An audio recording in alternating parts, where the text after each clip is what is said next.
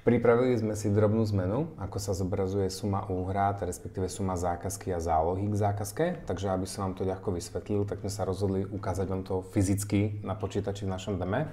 Tak sa poďte pozrieť. Máme takýto príklad. Je to zákazka, ktorá má hodnotu 4621 eur, záloha 2310. Tu na zmena nenastala žiadna. Tu vieme, že červená záloha znamená, že záloha uhradená nebola. O poschodie vyššie, v novšej zákazke, podobné niečo. Zákazka na 4621 eur, sen každého optika predaje takéto okuliarky. Záloha 2310 eur, táto záloha uhradená bola, pretože je zelená.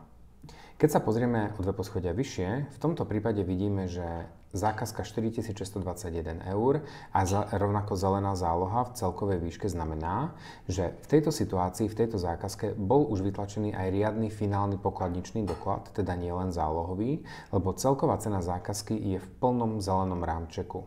Naproti tomu, keď si to porovnáme so situáciou vyššie, je to isté až na ten rozdiel, že vlastne celková cena zákazky 4600 eur je čierna. Záloha bola vyplatená v plnej výške, ale čierna celková cena zákazky znamená, že finálny pokladničný doklad vydaný nebol. To znamená, odteraz si budete vedieť veľmi ľahko pozrieť, či ste aj vytlačili finálny doplatkový doklad na 0 korún, ak je vlastne záloha v 100% výške. A ak ste to pochopili, tak sa veľmi teším, dúfam, že vám to uľahčí život.